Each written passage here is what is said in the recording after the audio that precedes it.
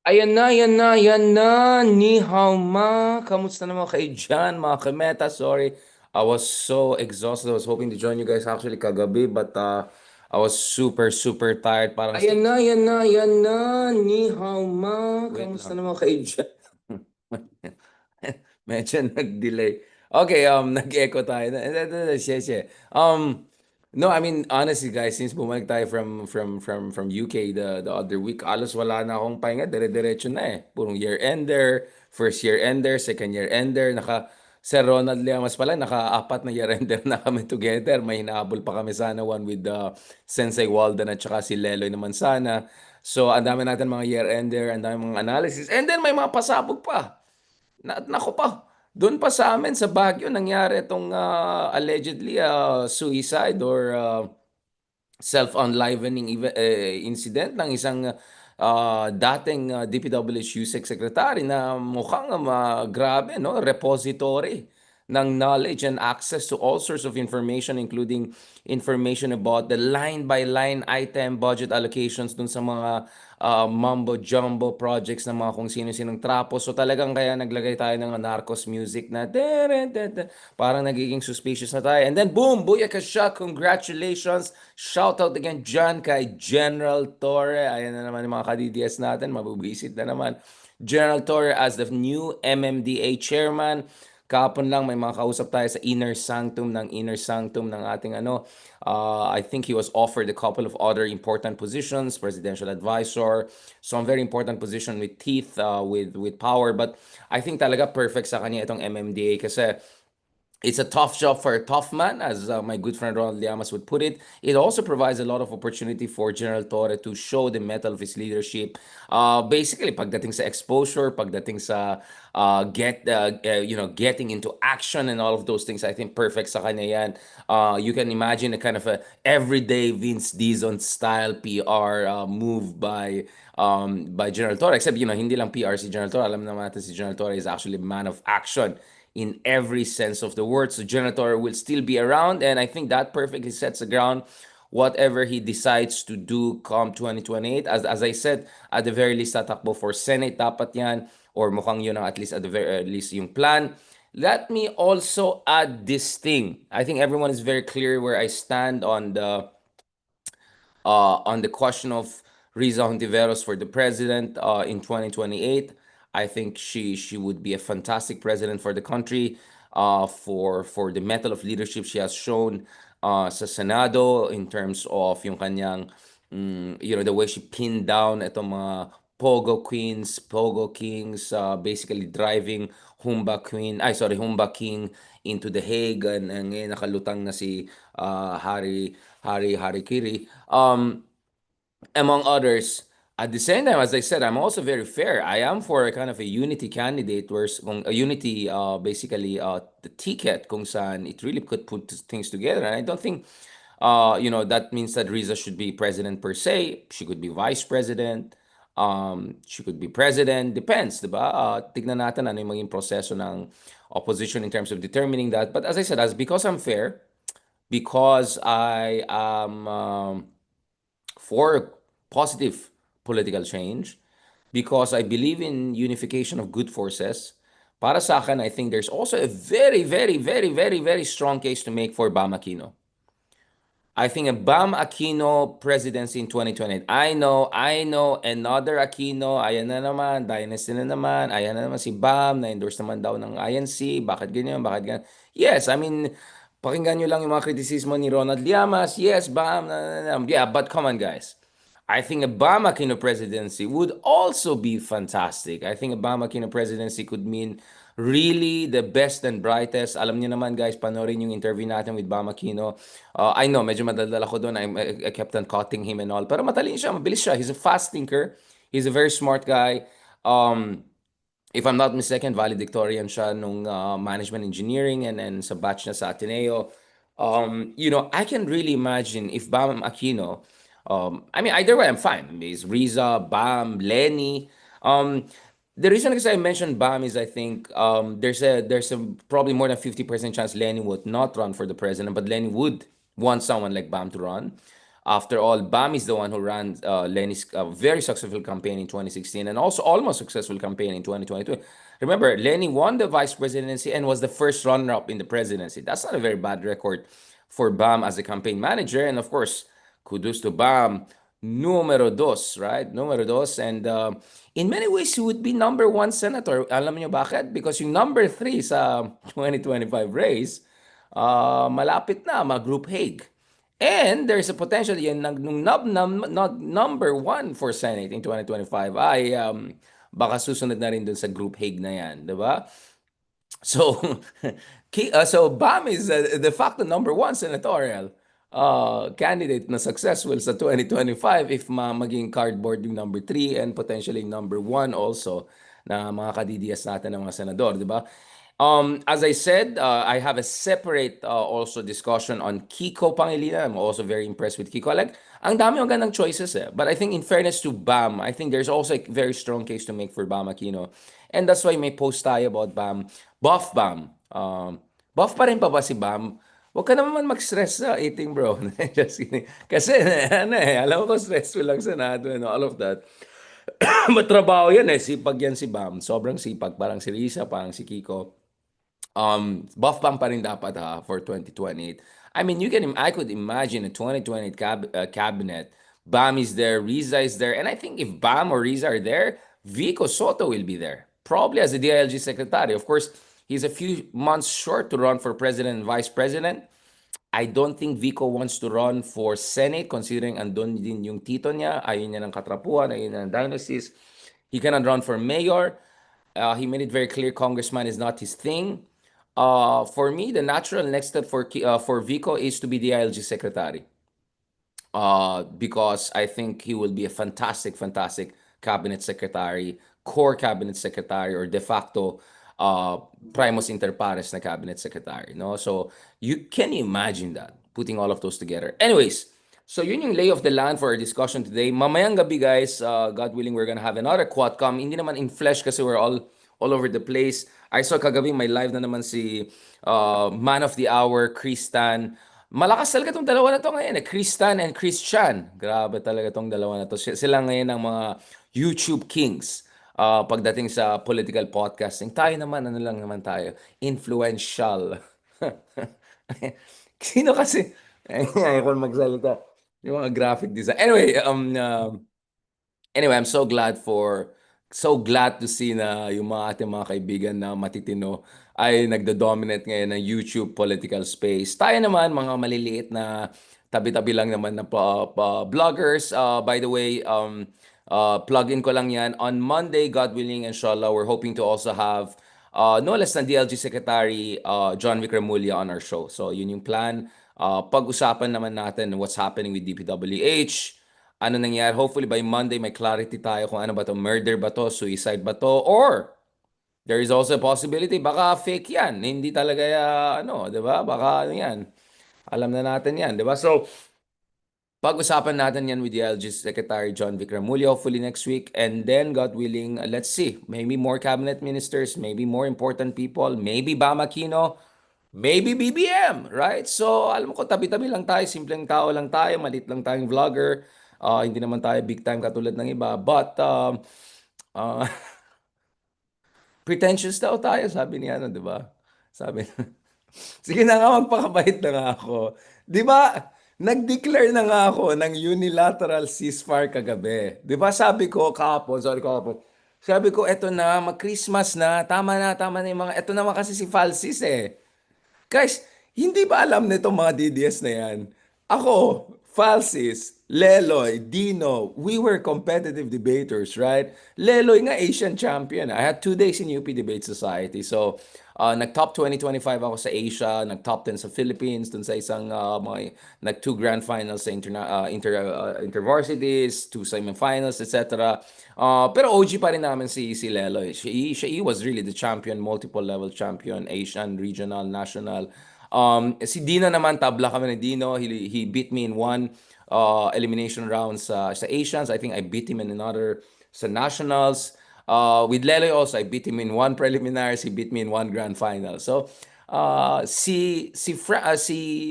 got to know Falsis actually is Mas bata pala ako kay Francis. But Francis, pero mas junior siya sa amin. And I think Francis joined the UP Debate Society when he was in UP Law na.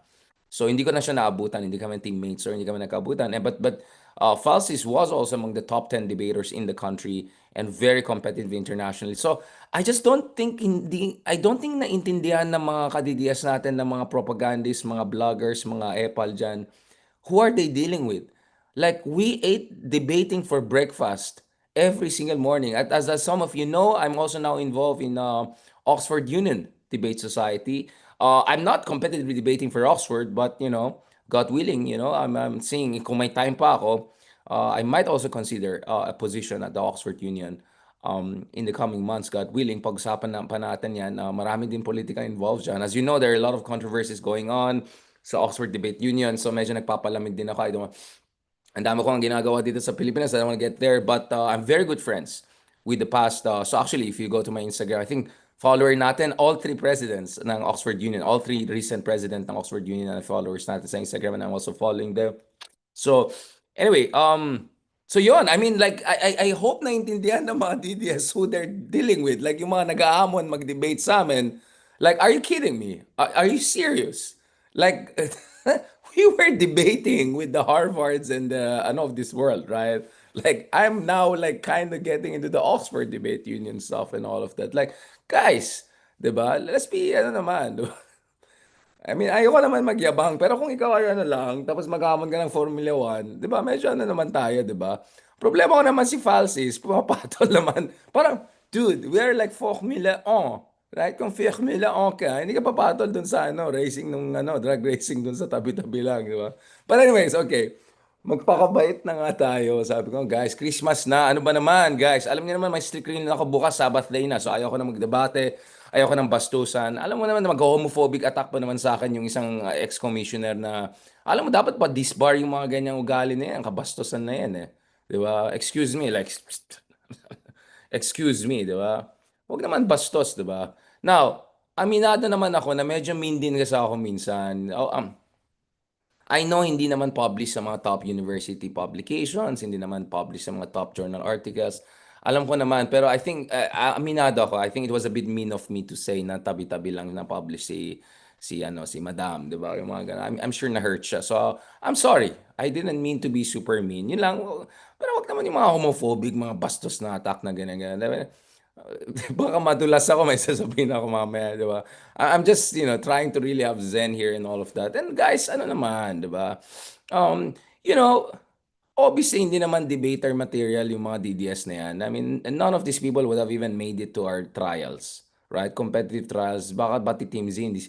But, in fairness naman sa kanila, I see the effort for them to give some sort of method to the madness and blah, blah, blah about the Dutertismo and all of that. Okay, fair, okay. And alam ko naman, on the record naman, once nakipag-debate naman tayo dun sa mga ibang ka-DDS, like basically everyone DDS, and then andun ako, Falsis, and a couple of other friends, sila Abel Quinto, sa mga others, appreciated the opportunity, the experience, and effortless, no problem. Put 1,000 DDS dyan, I can debate with them, no problem. Because nga, not because we're like fantastic people and all. Because training talaga namin nung college time. Debaters talaga kami, competitive debaters kami. So, and of course, in my case, even if tapos na tayo sa koleyo and nagtuturo na tayo and all of that, I'm basically still a debater in the sense that online, on TV, etc. Nakikipag-debate tayo. So parang, honestly, I find it a bit puerile. So, I love you, ang pangalan niya, Attorney Falsis, alam naman natin kung debater ka, huwag mo na patulan mga yan, they're not worth it. They're not worth it. Unless, healthy debate, healthy discussion, okay naman ako dyan. I'm 100% okay. Mag-sit down kaming lahat, and wag bastusan. Yung mga tawagin mo, homophobic attack yung ganito, tapos ibastos mo yung ganito, ganito. Sige, sige nga, I want also belittle and say tabi-tabi lang kayo, ganyan. Fine. Aminado naman ako, medyo mean din ako minsan eh. Pero ako kasi ang style ko guys, 10 years na ako ina-attack, tinitroll ng mga DDS and all of that. So ako, kahit wala akong Gucci Rolex na dala ngayon, hindi, wala naman talaga eh. Alam niyo naman, hindi tayo magpapabuli eh. You pitik me, I'll drop a nuclear bomb on you. Diba? Ganun na ugali ko. Palaban kami, mga Ilocano kami. Diba? This is the Foronda blood in me, okay? You don't mess with me. But I also understand minsan medyo sumuso. Yeah, I know it was mean. Marang binibelittle ko lang yung lifetime intellectual ano ng isang madam na yan. And I said, actually, nakakalungkot yan, guys. Kasi, honestly, both of us, kunwari si Madam Guanzon, both of us actually have connections to, I think she worked for Senator Miriam Defensor. I did work for Senator Miriam Defensor. In fact, uh, yeah, when she ran for president, like, I did some, like we had some conversations and all, especially on West Philippines Sea and all. So, both of us are inspired by by the late Senator Defensor. We like the fire, we like the intelligence, we like the spontaneity, we like so, lahat naman tayo in one way or another, ano tayo we're the inheritors of the Miriam Defensor legacy of palaban, intelligent, para sa bayan kind of mindset. Now, that doesn't mean I agreed with everything that the great ex-senator did. Yung sinuport niya si BBM noong 20. No, I didn't support that. I didn't support BBM. I don't support Marcoses. And I like the fact that Madam Guanzon is actually consistent naman dun sa kanyang atikain to hold the Marcoses accountable for their historical corruption and injustice against the country. Yeah, okay na ako dyan. Kaya sabi ko, hindi na kailangan magbastusan pa tayong gano'n. Kaya sabi ko, pasensya na lang if medyo binilaitel ko na tabi-tabi lang yung mga publications na yan, all of that. Pero yun lang naman, magyabang-yabang naman tayo, guys. No? I just wanted to put things into perspective, guys. Hindi, at napaka third world naman na sabihin mo dapat abogado ka or something para lang may comment. Ano mga klaseng third world nonsense yan? I'm not trained as a lawyer, but as a political scientist, as a scholar, as a public thinker, I've written extensively on matters of constitutional democracy, including with the Harvard Law School. You can watch my talk at the Harvard Law School the other year. You could look at Cambridge University Press at least two publications, book projects, with Harvard Law School, Sydney University Law School, and a couple of other top law schools in the world. And pagtatawanan ka sa US or mga ganun, pag sinabi nila lawyer lang pwede Harvard Law School top professors reach out to people like me so that we write books together on matters of constitutional democracy kasi interdisciplinary issues yan. So napaka third world mindset na sabihin mo na abogado lang pwede magsalita. Nakakahiya. Nakakahiya yung ganyan mindset. It's embarrassing. It's like freaking fourth world embarrassing. Okay? So, yun lang. Medyo na lang ako. Kaya nga, medyo naging magaspang din yung salita ko. Sabi kong tabi-tabi ka lang nag-publish. Huwag ka masyado magano siya. But as I said, eto na, mag-holidays na tayo, magpakatino na tayo, and magdebate tayo ulit next year, mag-fireworks na tayo after New Year, okay? Pero wag naman sana bastusan and all of that. But then again, decision ni Attorney Falsis yan, kung gusto niyang patulan lahat ng mayan, it looks like he's enjoying it, so go for it. But as far as I'm concerned, I've done my part. I've done my part. All right? Okay. No, no, no, no, no, no, no, no, no, no. Bing, who are you to tell me where I can go and where I cannot go? Okay, yeah. Let's go. Let's go. I was in Marawi. Were you in Marawi? Samahan mo ko sa Marawi. Sige, next time, balik tayo sa Marawi together. Mm. Alright? You're trying to, mababastusin niyo ako ng ganun. Alright? Oh, Bing, sino? Ikaw bang may-ari ng Mindanao? Sino? Sino bang, mga Duterte bang may-ari ng Mindanao? Hindi. Mindanao belongs to all of us. The same way that Luzon belongs to all of us. The same way na West Philippine Sea belongs to all of us. Okay? Umayos sa SK dyan. Yung mga katabadan na naman sinasabi niya, nakakairita na naman gano'n. Anyways, enough of the child stuff, kid stuff, circus, monkey business, Mickey Mouse, hamon-hamon, debate, gano'n. Okay? Tama na yan, tama na yan, tama na yan, tama na yan. Kid stuff yan. Speaking of serious stuff, guys. Katulad ng yung isang short intervention kahapon before I flew out of country again. Like, medyo natakot na ako para sa ating bansa. Medyo nakakatakot yung nangyari ngayon na there's a very high possibility na we lost a very big time na witness who could provide very detailed, very detailed detailed data, sorry, on sino mga congressman, sino mga senador, sino mga trapo ay nag-benefit diyan sa mga ghost projects na yan, sa mga kalokohan na yan, 'di ba? I have to check, siguro tanungin ko yung DILG and all, kung na-retrieve na nila Hindi lang yung cellphone, pero sana na-retrieve din yung lahat ng datos and all. Naalala na guys, yung the other month, parang may nasunog na office ng DPWH. These things are very, very suspicious. Nga, I remember I shared this a few months ago when I was um, yung isang colleague namin sa Oxford na galing sa Nepal. Fresh from Nepal pa siya nag-fly in, muntik pa daw siya ng delay. Dahil sinusunog lahat ng government offices ng mga protesters daw, di umano. Yung pala, aba, hindi pala protesters yung iba. Sumali yung mga trapo at kurakot at mga mafia group daw dun sa mga protest against corruption para sunugin yung mga dokumentos. At parang pinapatay pa yung mga ibang tao na potentially pwede mag-witness dun sa corruption scandal at kalokohan na ginagawa ng mga Nepalese parliamentarians. So nung narinig ko yung story na yan, parang wow, nakakatakot naman yan. Tapos ganito pa daw, nag-hire ng mga young guns. Mga parang mga gang, mga ganyan daw. Para kunyari, youth revolution. Yung pala, bayad ng mga sindikato sa Nepal. Yung mga ibang protesters. Kaya sabi niya, kaya ang nangyari dyan is hindi lang inattack yung symbols of power like yung presidential palace, like yung parliament.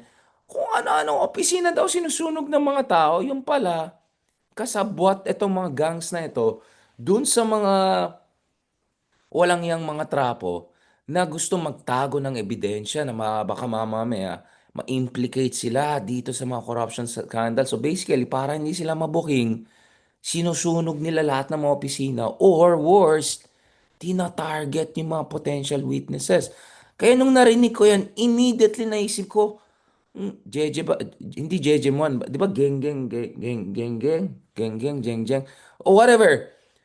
So nung narinig ko yung story na yan, sabi ko, nako po, baka mangyari din sa Pilipinas yan kung hindi maayos yung proseso. Kaya sabi ko guys, kaya kinakabahan ako eh. Sabi ko, dapat bantayan eh. To be honest, I'm not team, I mean, alam niyo naman, ilang buwan na natin pinag-usapan ng mga diskaya, pero honestly, pag sana siguraduhin na safe si si Sarah with H na diskaya. Kasi maraming alam yan. Si Zaldico, hindi ko alam kung saan yan. Protect Zaldico dahil maraming alam yan. Okay?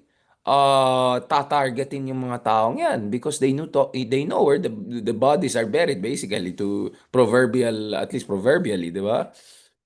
So ngayon, assuming the DNA test proves na talagang yung Maon, kahapon ay talagang dating DPW Secretary na maraming alam dito sa lined item budget allocations at saka mga kung ano kalokohan, then that means double down na dapat tayo. Geng-geng nga, double time tayo dito sa protection ng mga witnesses and evidence. Because yun ang talagang naturally mangyayari dyan. I think, all I'm saying is that I have to disabuse folks of the illusion na once you fight corruption, ano lang, opo lang dyan yung mga trapat, hihintayin lang nila na makulong sila. Hindi. They're gonna fight back. They're gonna sabotage. They're gonna literally or figure throw bombs. Right? To make sure na hindi sila mahuli. To make sure na ma-derail yung process. To make sure na hindi matuloy yung accountability na hinahanap natin dyan. Now, having said that, hindi ibig sabihin small fish lang si Diskaya. Hindi siya small fish. Okay? Lahat ng pinag-usapan natin dito ay mga mammals, mga ano yan, whales sila. Maybe she's a small whale. I mean in terms of yung scale of corruption contribution. I don't mean it in a very, by the way, baka may misconstrue yan. Walang small fish yan. Lahat sila whale. Alright? Yun lang, maybe some are small whales, some are big whale. But all of them are whales. Ibig sabihin, billion-billion ang ninakaw nila or kalokohan na ginawa nila. So, hindi small fish si Diskaya. But, I agree with Sarah Diskaya na she could also be a front for something even bigger, a bigger whale. Right? Alam niyo naman, ba't yung mga whales, di ba may palakihan yung mga whales, hindi naman magka-size lahat ng whales. So no, walang small fish sa kanila, pero may mga bigger whale sa kanila, di ba? So, yun yung level eh. Hindi lang fish ang pinag-usapan, ibang level lang pinag-usapan ng corruption dito. $10 billion ang pinag-usapan na corruption yan. Nasisipon pa rin ako dahil sorry, pagod talaga ako eh. Grabe, since bumalik tayo, dire-diretso lang. Buti nga kagabi, hindi ko na tinuloy yung meta eh. Alam mo, mga Ilocano, workaholic kami. may Chinese blood pa naman ako through Lola, God bless her soul. Kaya talagang workaholic kami. Parang pag hindi ako nagtrabaho ng gusto isang araw, feeling ko hindi ko I didn't live a full life, di ba? Pero sabi ko kagabi, pahinga na tayo eh. And then sabi ko, hintayin ko rin, baka may updates dito sa DNA testing, sa ebidensya, etc. And then ito, may pasabog na naman na may the plot thickens, di ba? The plot thickens, yung in-upload ni Attorney Falsis kahapon, parang weird, di ba? Parang may picture, yung selfie, yung driver, tapos parang relax-relax lang naman sila. Like, what's going on here? Di ba? Parang, what's going on here? Talagang, kasi lahat kami may contacts kami sa low eh. So nagpo-forward sa amin yung mga contacts namin ng yung bago mapunta sa mainstream media, alam na namin yan eh. May direct na kaming contacts doon sa mga tao who are really looking into this sa forensics, sa ano. Grabe guys, grabe talaga. Yung klase. Ito, ilabas natin, hinanap ko lang saan ba? Pino. Actually, pinopublic post ni Falsis, di ba? Grabe din ito si Falsis eh. Ito, di ba? Talagang what the heck? What's going on? Sa amin pa yan sa Baguio, di ba? Guys, ano nangyayari dito? Parang happy-happy lang sila, oh. Ano to? Pas nakatayo lang, ganyan, ganyan, ganyan. Basta something is really suspicious about this whole thing. I don't know what's going on. Parang the plot thickens na naman. Di ba? Pero in fairness naman kay ma'am, I mean, God bless her soul kung talaga, well, not God bless her soul in the sense na mapatawad ng mga kalokohan na ginawa nila. But, ako naman, respect na lang sa lahat ng departed people. Bahala na lang Diyos sa kanila. Um, In fairness, mukhang ano naman, or yung lifestyle niya, hindi Lamborghini yung kotse, hindi Discaya level. Kaya nga hindi small fish si Discaya. Walang niya, yung kotse pa lang niya, $1 million na eh. May Hermes umbrella pa yung Rolls Royce niya, di ba? Tingnan mo, simple lang ang kotse ni Madam, mga ganyan-ganyan. Like, I don't know what's going on, guys. This is really weird. This is scary. This is really, really scary. Kaya sabi ko, parang narcos na nangyari sa Pilipinas. Kung ganitong. Kaya nga, believe na believe ako kay Attorney Fawcett, tsaka Kristan, tapang nila, grabe, yung mga expose na ginagawa nila. Tsaka panoorin niyo guys, yung isang episode natin na Quad Come in Flesh, kasama si Mark Gamboa. Si Mark naman, ang galing nung dinikit niya yung issue sa Pancham ba yan, yung pogo ni Harry. Yung isang issue yung kay Madriaga naman, like, oh my God, ang dami nangyari. Anyways guys, the running chismis now is, there are ongoing negotiations para ma-arrest na si Bato. Nagtatago yata daw si Bato. Di umano, si Bato daw ay nagtatago doon sa isang fortress na lugar na pag mayayari ng isang malaking negosyante daw, di umano. At sa pagkaalam natin, there are ongoing negotiations na isurrender na siya. Because, as I said, I have a confirmation. Nakita ko, there's a warrant of arrest talaga. So, it's just a matter of operationalizing it. Police kasi siya eh, di ba?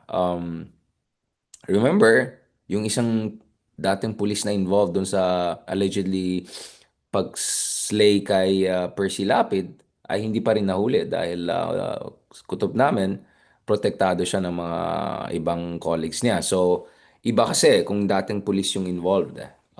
There could be some support systems or something like that. So, as we speak, my understanding is there are negotiations to make sure na walang gulong mangyari. That there will be a peaceful handover of si Bato to the authorities if ever. Anyway, oof, kaya naka-James Bond ano tayo eh. Kasi kakaiba eh. Kakaiba guys. Grabe. I mean, dadami yung mga cardboard dyan. Ihanda nyo na yung cardboard ni Bato. Medyo ano lang, medyo malaki lang yung card.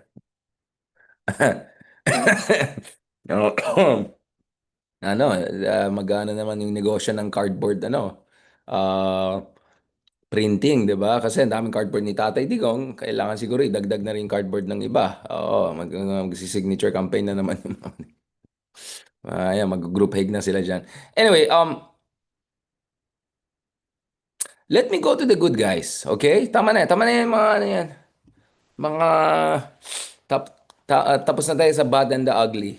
Sa good naman tayo. Speaking of good, pag-usapan natin two individuals I mentioned earlier, General Torre and Bam Aquino. Boom. I mentioned both of them as potential presidential ball. I think either of them becomes the president, the Philippines will be 10 times better and probably a million times better than the Duterte era and probably a million times better than a Sara Duterte presidency or a Bongo presidency or kung ano man latest iteration, mutation, whatever ng Dutertismo. So, first let's talk about General Torre.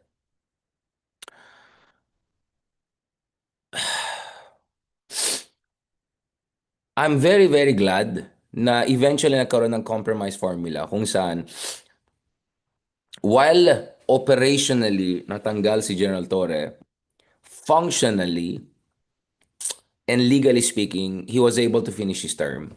So General Torre is retiring and transitioning into his new position as a four-star general and as a fully minted PNP chief. So that's the kind of recognition and position he deserves. So mapapension siya as a four-star general. Just like any ex-PNP general, PNP chief katulad ni Senator Lacson, for instance, right? So that's good. Because to be honest, for a while, I was a bit worried about paano to. Natanggal siya, ayaw niya mag-resign. Parang ano, pinatanggal siya, ayaw niya mag-resign. Ganun. Ang gulo, di ba? Tapos may acting PNP chief, ganun, ganun, ganun. Ang gulo. I'm glad na, in fairness, mukhang they split the difference. Right? Very Chinese negotiation style. They found a working formula. Dito sa working formula na yan, basically General Torre had a graceful transition. So, mapapension siya as a four-star general. So, congratulations again to General Torre. Before I talk about his MMDA new role, congratulations, General Torre, for a very long and productive service. Arguably, the most consequential service as a former policeman, as a former member of the Philippine National Police. Sir, you have made the PNP proud. Sir, you have binigyan mo ng dangal ang ating kapulisan. Sir, General Torre, your bravery, your dedication to the country, you risking your life not once, not twice, but multiple times para mahuli yung mga team kasamaan, that will go down in history. Hall of Fame ka na, sir. Despite all of yung drama around your short-lived PNP chief position, you have officially graduated from the chapter in your life as a four-star general. So congratulations, General Torre. You are the pride of PNP. You have made many future policemen happy and inspired to join yung ating kapulisan. And tuloy-tuloy ang aking my best wishes to the new PNP chief na ka-Ilocano natin. Ayan na naman tayo. And to the PNP as the PNP goes through the process of reform, improvement, development, and of course, basically respite. After 6 years of crazy Dutertismo kung saan Duterte was trying to turn the PNP into his personal militia. Those were the dark ages. And thank God natapos na yan. And God willing, inshallah, hindi na babalik ang mga Dutertes sa poder para naman hindi na naman masira yung ating mga institusyon katulad ng PNP. So my best wishes to the new leadership sa PNP. Sana tuloy-tuloy lang yung mga reforma. Technically, ang tawag namin dyan is security sector reform. Ang kapulisan po ay dapat ay pumoprotekta sa ating taong bayan, hindi pumoprotekta sa interes ng isang presidente o isang faksyon o isang ideolohiya. Andun sila para protektahan tayo and to uphold the rule of law sa ating bansa. So congratulations to General Torre for your great service and setting a great example.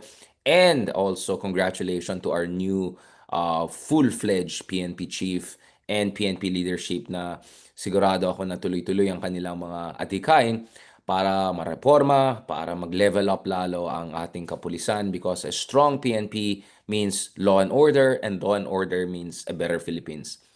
Yan ang parati ko sinasabi sa ating mga kaibigan na liberal and all. criticize kayo ng criticize kay Digong sa law and order issue. Hindi po sapat yan. You have to give assurances to the Filipino people that we will have law and order.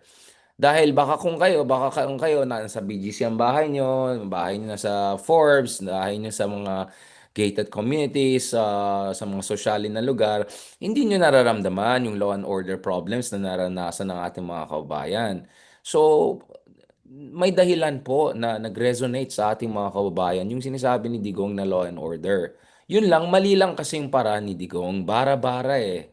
'Di ba? Medyo tabad, 'di ba? As we say in Ilocano, medyo tabad nga bara-bara. Um, but we have to deal with the law and order issue. May law and order problem talaga tayo. At unfortunately, nilagay nga tayo in one of the least safe country in the world. Nung isang tabad na Canadian tourism firm, whatever, travel, whatever agency, nag-apologize na sila, but the damage has been done. Absolutely, we're not the least safe. In fact, the index crime has fallen over the past few years. If you don't believe me, check the numbers yourself. And also watching interview natin with you say Claire Castro about yung actually the drop in the number of index crime. Also watching earlier interviews natin with General Torre kung saan pinag-usapan natin ng index crime, among other things. Actually, things have been improving, but not good enough. Absolutely not good enough. Kailangan naalaga natin na pagandahan yung sitwasyon natin pagdating sa law and order para ating mga kababayan na hindi mapapadala dun sa mga budol style, ng mga Duterte style. So law and order matters. We have to pay attention to law and order. 100%. 100%. Yun ang hinahanap nating taong bayan at bigyan natin ng pansin yan. Suportahan natin ang kapulisan natin, suportahan natin ang DLG, suportahan natin ang administrasyon, kung sino man yan, para ayusin yung ating law and order problem. Para naman yung ating mga kababayan feel safe to go around. You see, I've been spending the past few months in the United Kingdom, here in some of the Northeast Asian countries. There, any moment, pwede ako lumabas. I feel safe. I feel, gusto ko ganun para sa atin lahat. Hindi lang sa BGC, hindi lang sa Makati, hindi lang sa Forbes. Hindi. Dapat sa buong bansa, guys. People feel safe. Dapat may law and order. Kaya ako, I really wish the best for the Philippine National Police, and it has been my privilege to have given talks at the Philippine PNP Academy dyan sa malapit sa Tagaytay and all of that. I've engaged them. Even at the height of my criticism of Duterte's war on drugs, tayo po ay nag-engage sa Philippine National Police because a successful Philippine National Police, in accordance to the rule of law, in consonance with human rights and constitutional democracy, this is a win-win for all of us. A win for us, yung mga kababayan natin na naniniwala sa rule of law, but a win also dun sa ating mga kababayan na who want law and order. So you need rule of law and you need law and order. And you don't need a master's in law to be able to discuss about these things unless medyo third world ka mag-isip. Having said that, General Torre now has a fantastic opportunity to remind everyone why he's such a superstar. Sabi nga ni Ronald sa akin kung saan dumadalaw si General Torre, dinadagsaan siya ng taong bayan. The level of love for General Torre, the level of genuine love for General Torre, the level of spontaneous excitement pag nandyan si General Torre, yung sobrang magaan ang loob mo pag nandyan si General Torre. Ano ko nakita niyo interaction namin, ginaganon-ganon pa lang si General Torre, gumagana. General Torre is the man. He is the man. He's so cool. I love the guy. He's amazing. Tingnan niyo yung mga ginawa namin, mga boxing gano'n, na pinagtawanan ng mga daily DDS at kung sino-sino man dyan. It's okay. Please, we're clean. Thank you. 谢谢. Mahirap maging vlogger. Yung ano ng, nasira yung train of thought ko. No. I mean, General Torre, etong suggestion ko sa'yo, Sarah, make a video every single day going across the city, helping with the traffic situation and all of that. Alam mo guys, isa sa aking mga pinakamalaking frustration is that wala tayong governor ng Manila. The last time we had a governor, someone called, what's her name? Mmda? Hindi yung ganun style na governor. Yung matinong governor. You see, Metro Manila, guys, is one of the biggest cities on earth. By some measures, top 10, if not top 5 biggest cities on earth. Kasing laki ng Metro Manila ang isang bansa na katulad ng, I don't know, Malaysia. I mean, like, we have what, 15, 20 million people sa Metro Manila. That's the population of many mid-sized countries around the world, right? So, you need a governor. Hindi pwede mayor-mayor na kanya-kanyang Game of Thrones style. I mean, ilan ang mayor sa Metro Manila? Ang dami nila. May sariling mayor ang Manila. May sariling mayor ang QC. May sariling mayor ang Valenzuela. May sariling mayor ang Makati. May sariling Taguig. Ang sabog. Sobrang sabog. Tapos magyabang-yabang sila. Sinong, kami QC ganun. Kami Makati ganun. Kami Valenzuela, hindi kami magpatalo. Manila, kami. Walang mangyayari dyan, guys. Deadlock yan. You need a governor for Manila. So unfortunately, what we have right now is a kind of a defunct version of a governor, and that's the MMDA chairman. The MMDA chairman, hindi talaga siya governor dahil obviously may mga mayors, may mga ganun. Hawak niya yung mga common, mga thoroughfares, na traffic, mga ganun. But I think General Torre in the next year or two, he can give us an idea of what a governor of Metro Manila could look like. Na competent, na palaban. Um, Honestly, I want a governor of Manila position. So sana yung MMDA chairman position I mean, naalala niyo si Bayani Fernando?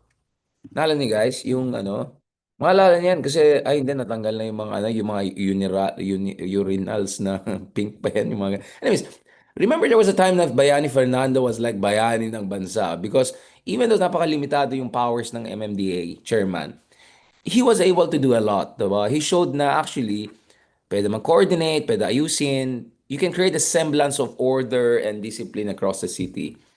Yan ang kayang gawin ni General Torre. Yan ang kayang gawin ni General Torre. Kaya ang sabi ko, this is a perfect position for General Torre because for him, he will have the visibility that he deserves. He will have the position that allows him to demonstrate the mettle of his leadership. And he could also create a kind of a pilot project idea of what a governor of Metro Manila could look like. And if he wants to run for Senate, Vice President, President, whatever, he will also have all the momentum and the wind in his wings. Perfect. As you know, I've talked about many different permutations, Riza Torre, Tulfo Torre, Tulfo Risa. So please check out all of those episodes. Today naman, I want to end this conversation. Later tonight, hopefully, we'll have a quadcom na naman with sila Attorney Falsis and Kristan and Mark.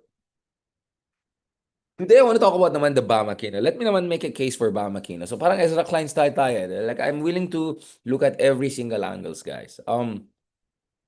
So, Bam.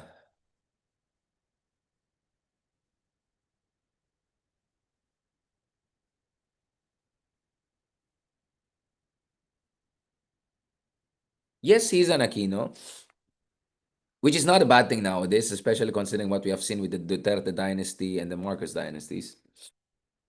Yes, I am not for dynasties. Yes, I'm sick and tired of seeing the same family names there and there again. But having said that, for a moment, just look at the achievements of Bam Aquino as a person and as a statesman.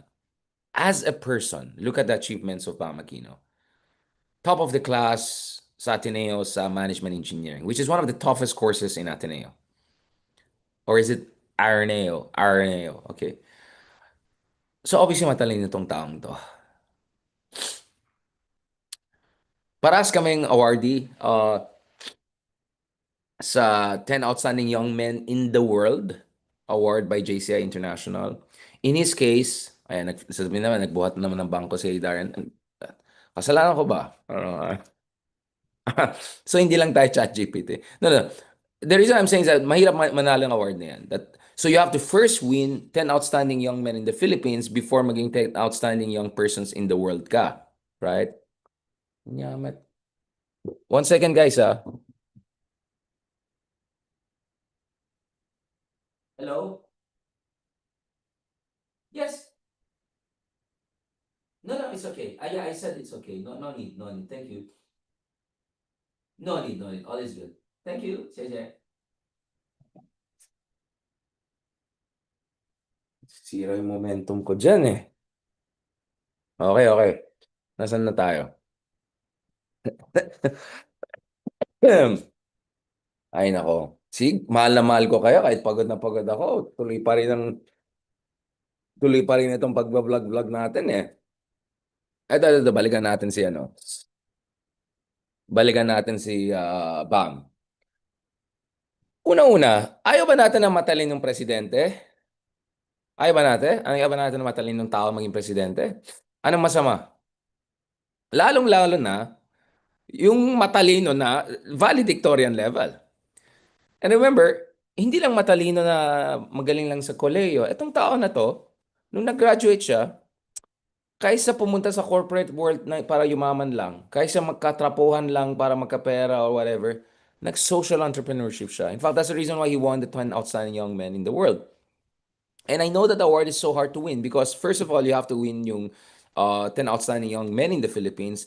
And then, manominate ka dapat for international. So you're competing with the best of the best in the world.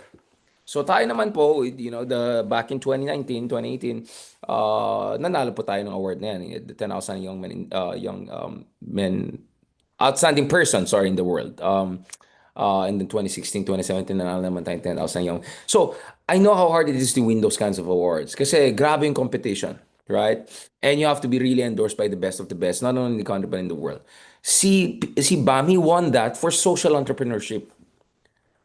So ginamit niya yung utak niya, yung talino niya, para gumawa ng mga entrepreneurship na nakakatulong sa taong bayan, sa grassroots, sa civil society.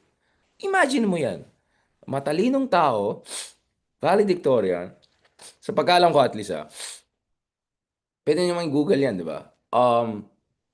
Galing sa malaking pamilya, pero ang pinili, social entrepreneurship. Now, naging senador, napakabatang senador, similar to Ninoy Aquino, very young senator, and tingnan yung ginawa niya sa Senate. For some of us who have been trying EV cars nowadays, if you buy an EV car today, whether Tesla or BYD or whatever, their prices are actually relatively competitive dahil yung mga matalinong tao katulad ni Bam Aquino, nung the first time na naging senador sila, naisip nila na kailangan natin mag-transition into a kind of a sustainable model. Kaya ngayon, actually, kung yung mga electric cars or even hybrid plug-in electric cars, sa pagkaalam ko guys, wala nang ano yan, import tax yan katulad ng mga normal na car. Kaya nga yung Tesla, for instance, is around 2.3, 2.2. You can get a Tesla. A BYD, you can get at around 1.5, 1.6. If not dun sa batas ni BAM, back in the day, almost a decade ago, pushing for tax exemptions for electric car imports or plug-in. Ang mahal lang yan. That BYD would have been 2.5 million. That the Tesla would have been 4 or 5 million pesos. Now, I know this sounds very, ayan na naman tayo si Darren, blah, blah, blah, blah, blah, blah. No, but I'm just telling you, ganyan ka forward-looking si Bam. And then ngayon, pinag-usapan niya blockchain. Right? It sounds funny. Like, ayan na naman mga Bitcoin ba to, blockchain. Pero matalino tong taong to eh. Naiisip niya yung ano eh. He can see what's coming in the next 5 to 10 years. So, hindi siya basta-bastang senador.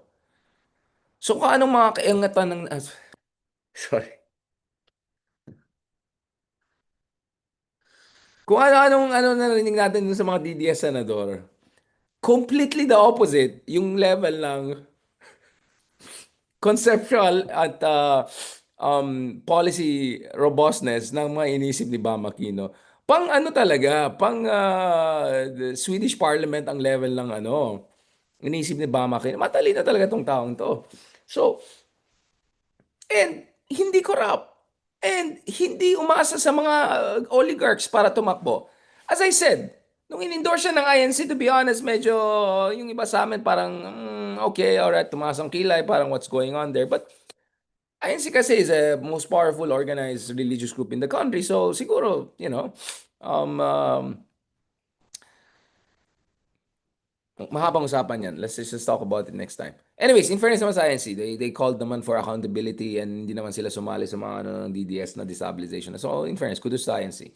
And in fact, on some theological issues, I agree with INC. That's a complicated issues, but nakinig kasi ako minsan sa Net 25 and like there, I listened to some of their theological discussions. Parang, I actually agree with that version, right? Parang, anyway, look at Bam since he returned. Hindi siya abogado. But look at how passionately he made the intervention. Of course, for me, Kiko pa rin the best. Yung intervention ni Kiko nung yung na-archive yung impeachment ni Sara. Kiko was the best. And as I said, Kiko is also someone you have to watch out for. I had a separate episodes and discussions on why I think Kiko is also very good to be considered. Ganda, di ba? Ang daming options eh. But today, I wanted to talk about Bam eh.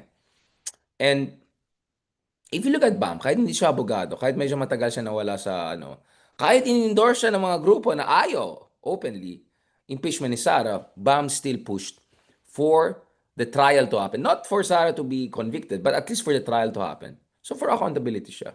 In fairness. And this is where I disagree with Ronald. Kasi si Ronald, ano eh, shade ng shade kay Bam. Again, I also see where Ronald is coming from. But Bam knows you have to win. Bam knows you have to put coalitions together. That's how you win. That's how Biden beat Trump in 2020. It's a coalition building politics. You think Biden was the best candidate the Democrats could put forward? Of course not. You think Obama was the best candidate Democrats could put forward? Of course not. But there were coalition builders. And Bam, having run multiple campaigns at the highest level for Lenny in 2016, 2022 for Lenny, he knows coalition building. Mahusay itong tao to. So hindi lang matalino, hindi lang mautak sa politika dahil may eksperyensya. Coalition builder din. Yes, I think there could be some slight complication. That's why I said Risa would be also a very strong candidate in a sense that if Lenny endorses Risa and Bam doesn't run, immediately Risa could get all the Lenny support base plus all the loyalists because halos lahat na nakausap kong loyalists gusto nila si Risa. Not because they like Risa's leftiness or progressiveness, but they like Risa because matapang siya and all of that. And there's no the Aquino versus Marcos also element there. So admittedly, an Aquino, Bam Aquino, maybe it could create some complications. I don't think it's impossible. You know, itong basa ko maybe John Wick or Vince Dizon could be the standard bearer of admin. I don't think Torre na. I think Torre will be independent na eh. Or Torre will be probably on a kind of grand coalition. I could see Torre running at the very least Senate along Chel Jokno, Leila De Lima, and a couple of other people. Heidi Mendoza, of course, and a couple of other people. So if John Wick doesn't run as president or Vince Dizon doesn't run as president for admin, wala nang choice ang admin. You know, the loyalist survival mode sila ngayon. They want to make sure tatapusin ni BBM yung kanyang termina until 2028. And they want to make sure hindi yayarin si BBM ng mga Dutertes pag if God forbid makabalik ang Team Kadiliman. Because kung bumalik ang Team Kadiliman, na-archive niyo na si Digong. Ma-archive na pa yung yung si baka nga yung isa na rin. At talagang revenge mode ng mga Dutertes ang yayari ng mga Marcoses. So yung mga loyalista, even if you don't like an Aquino again to be in Malacanang, you have no choice. You'll have to support. If Bam is the candidate of the Pinks and Progressives, wala kayong choice.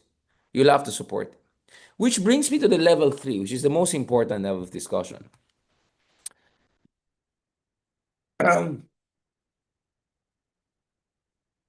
I've seen every survey permutation possible under the sun. Okay? Including yung mga hindi na-publish. You could catch some version of those surveys in my discussion with my former Professor Ranjit Rai. These were privately commissioned surveys. I think Professor Rai also discussed some of this himself. Ganito guys. Unang-una, all of the privately commissioned surveys I know show that kunyari, a Rafi tool for Risa combination is very strong. And Amy Marcos, Sara Duterte combination is also very strong. But, having said that, if ever hindi si Risa yung presidential candidate, maybe vice presidential. Risa, at the very least, that VP si Risa. I'm sorry. Risa deserves to be at least VP. I heard some suggested Risa run for mayor of QC, which is an interesting also proposal. But I think Riza at the very least VP.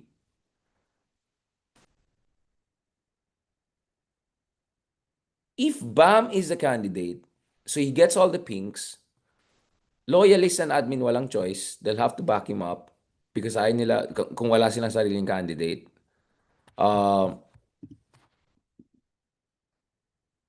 that means this goes down to who wins the most among the biggest faction, which is the non-affiliated faction. So if you look at, for instance, the WR numero, which tracks with the Okta and other surveys I've seen, 4 out of 10 Filipinos, wala silang pake sa DDS, wala silang pake sa loyalists, wala silang pake sa pinks. They're completely unaffiliated. It's even more interesting. Potentially up to 7 out of 10 Filipinos are not 100% into any camp. So you have this huge market vote. Huge market vote. And dito papasok yung 2025 race. Bam Aquino, with barely any expenditure, with barely going across the country, number 2 senator siya. He got what? 20? Ilang million votes ni Bam? Sorry, let me check again. 20 million, di ba? Ilan votes si Bam? Hindi, kasi guys, we have to appreciate what happened there. Number 2 si Bam, di ba? I think he got 20 million votes if I'm not mistaken. Anyway, obviously, iba yung Senate race, iba yung presidential race. Which is why I say, isa lang pwedeng candidate talaga ng kabila. Because all the surveys I've seen, kung more than 2, in fact, if more than 1 ang tumakbo, mananalo si Sara. Mananalo si Sara. Kasi I'm having a hard time seeing Sara getting impeached. I mean, I can see her getting impeached, but iba kasi, pwede ka ma-impeach ng Congress, pero iba yung convicted tapos mapalis. Sa Senate na yun Ang tight kasi ng rules ng Supreme Court ngayon And no comment ako sa Supreme Court ngayon dahil, yun, alam niyo naman. Uh, galing talaga ng bansa natin.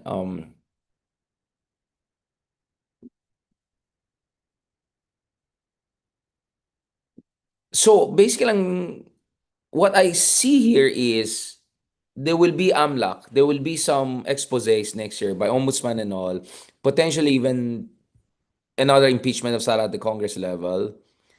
So I think Sarah's numbers could get hurt next year. But will it hurt her enough na maging, no, malakas talaga si Sara. Hindi dahil magaling si Sara, hindi dahil competent si Sara. It's because of the solid South element. It's just a basic, ano lang. Alam naman natin ang unfortunate yung politika natin. Wala naman tayong political parties. Wala, personality-based politics tayo. At ngayon may regionalism na rin tayo. So for that reason, Sara can always corner around 20-25% of votes. If mas split into 2, 3, 4 candidates, ang kabila, very high chance, easily more than 50% chance that Torre will win. So, basically, this is a question of who will Lenny endorse if Lenny doesn't run. That person will immediately get the 10-15% or maximum of 20% pinks. If admin doesn't have their own candidate, that's another 10%, 10-15% loyalist based. So you may have around 20-25%. That puts you more or less within the range of Sara, right? So the next fight is who will get yung 40%, 41% na undecided. Doon interesting ang debate. You could make an argument for Risa, you could make an argument for Kiko, but you can also make a very strong argument for Bam. I think Bam coming up, so wala kasi tayong exit polls So as a political scientist, I would say there are limitations to some definitive analysis we could make. That was my limitation. So if you're watching talk ko sa Oxford University 2 weeks ago, I didn't have as much data as some of my colleagues, like hard data. Kasi yung mga ibang, yung taga Nepal, taga Indonesia, ganun, may hard data sila. Wala kasi tayong exit polls But to the degree we can look at the proxy data and some of the post-elections data, WR numero did some data on the Gen Z, culture, preference, etc. Feeling ko malakas ang dating ni Bam dun sa 40%. I think Bam has a very strong chance of winning at least half of that 40%. because Bam has just this galing machinery. He has this kind of cool effect. Sabi ko nga, buff Bam. Um, he's very lucky. He has a wonderful better half. Um, who I think will be a big, big. I mean, because it's not only Bam, it's the next first lady we could have. Super good. Power couple. Um, and magaan ang dating ni Bam eh. May pagkamamdani siya. May may mamdani element si Bam eh. Yung kulang, come in, smile, hug, picture, ganon. He has that mamdani vibes to him eh. At magaling magsalita si Bam. Bam is very like Pinoy eh, and Ninoy. Multilingual siya. Kayang-kaya niyang direct-diretsong Tagalog na sobrang perfect. Kayang-kaya rin niyang mag-Ingles. I don't know if he knows other languages too, but kayang-kaya niya, versatile siya eh. And ang gaan ng dating. And sabi ko nga, may Mamdani ano siya eh. May Mamdani vibe siya eh. Young, dynamic. I could imagine like Bam doing a Mamdani. I plan to do my own kind of Mamdani style explainers. I'm not saying I'm gonna run for office yet, um but ko sinabi yet. No, but I can see Bam doing that. Like walking down the street explaining itong kailangan natin sa mga kabataan, itong mga kailangan natin bread and butter issue. I can see a very strong chance for Bam. Yeah, like if mag-unite ang Pinks around one candidate, whether Risa, Kiko, or Bam, and then wala nang choice yung loyalists, so they'll have to back them up in the next election. I can see also Bam doing very well dun sa 41% undecided na yan. I can see that. And remember, marami dun sa 41% na undecided ay bumoto kay Lenny noong 2022. Probably around 10 to 15% of them. And nawala lang sila ng interest sa politics kasi hindi nga naman mobilize. Yun ang criticism ko naman kila BAM and Pink Movement. Hindi nyo naman kasi na-maintain. Sayang naman yung volunteer army, yung mga ganun-ganun. Pero, pwede ba sila magbalik loob? 100%. 100%. And if there's anyone who knows how to mobilize that volunteer army, na Pink Army, na mobilized in 2020, it's BAM because he was the campaign manager of Lenny. Kayang-kaya ni BAM yun. And this is where I say, this is where the dream team in Malacanang in 2020 would be Bam, Risa, Vico. I mean, can you imagine, guys? A Bam president or Risa president or even Kiko president or vice president isa, and then you have Vico Soto in the cabinet, the LG secretary. And then you have all sorts of different young people. Hindi ko sinasabi ako but maybe Ronald Llamas, not so young but very strong, di ba? Political Affairs Secretary ulit, di ba? Or NSA, National Security Advisor. Dami alam ni Ronald eh. I mean, guys, that would be a beautiful Philippines. My God, imagine that. Parang mala Macron, pero actually more progressive than Macron. Right? Best and brightest. Best and brightest Filipinas nandyan. Now, imagine that cabinet, Riza, Kiko, Bam, Vico, sige na nga, Ronald Llamas, di ba? Young, best and brightest technocrats, not so young pero strong pa rin, like si Ronald, ganun. Imagine what is the counterpart cabinet kung si Sarang president. Imagine a State of the Nation address and a UN General Assembly address and an address in the World Economic Forum and an address in the US Congress by Aquino compared to a Sara Duterte.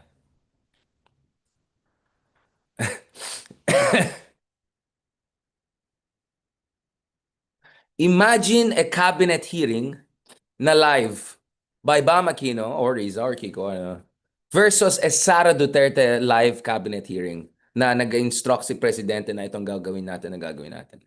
Imagine a nightly fireside chat by Aquino or Riza or Kiko explaining sa ating taong bayan anong mga pangangailangan natin, anong kailangan natin gawin, anong hindi kulang, anong hindi kulang, anong kailangan gawin versus a Sara Duterte nightly fireside chat explaining yung mga problema nating bayan. Just imagine that. Imagine a Sara version, split screen natin, Sara cabinet, Sara speech, UN General, and a Aquino speech. Imagine a Sara Duterte cabinet Kung, hindi ko alam kung saan niya pupulutin yung mga cabinet members niya versus a Bam Aquino kind of a technocratic, best and brightest young, strong candidates cabinet with a Vico Soto there. Ang sabi ng mga Sara pa rin kami. Wala po H. Sara, without H po. Sara Diskaya po yung may H. Kung magdi-DTS naman kayo, at least get naman right yung ano ni Sara.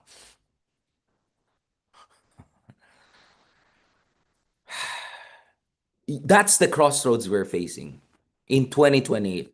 Split screen. Sara Duterte, Bam Aquino, Riza Vico. Those are the two Philippines we're facing in 2028. Assuming nothing crazy obviously happens between now and 2020, which is also very possible. Kaya nga, vigilante tayo. Kaya nga sabi ko, dapat organized ang tunay na opposition kasi the vultures are hovering around. God forbid something happens to BBM. Good luck sa atin. Ano yan? Gulo na yan. So, yun guys. Imagine that. A cabinet, best and brightest, technocratic, Bamakino, World Economic Forum, UN General Assembly, ASEAN, world leaders, cabinet, Sara Duterte, speech in General Assembly, World Economic Forum, live cabinet hearing, fireside chat, okay nang bahala. Imagine those two alternatives. Because basically, those are the two alternatives I believe are waiting for us sa 2028. Yun ang fork road. Yun ang crossroads para sa ating bansa. Kaya as early as now, guys, get the ball rolling. Get the ball rolling. Push for mobilization, unification, because yun ang two options natin basically for 2020. Yes, of course, the rigor, sasabihin ko, there could always be a wild card, whatever, whatever. Pero ano 2022 pa lang, naka-ready na si Sara to run for president. And she's still strong. Don't underestimate Sara Duterte. She's still strong. Very strong.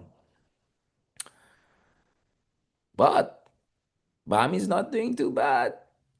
Not in a very tough race. Easy number two. Lots of experience. Ran two campaigns, national level.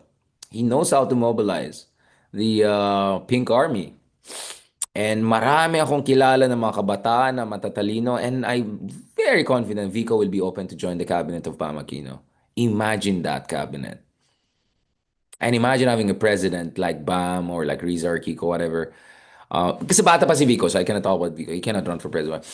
Speaking in behalf of the country, before international investors, sino sa tingin nyo will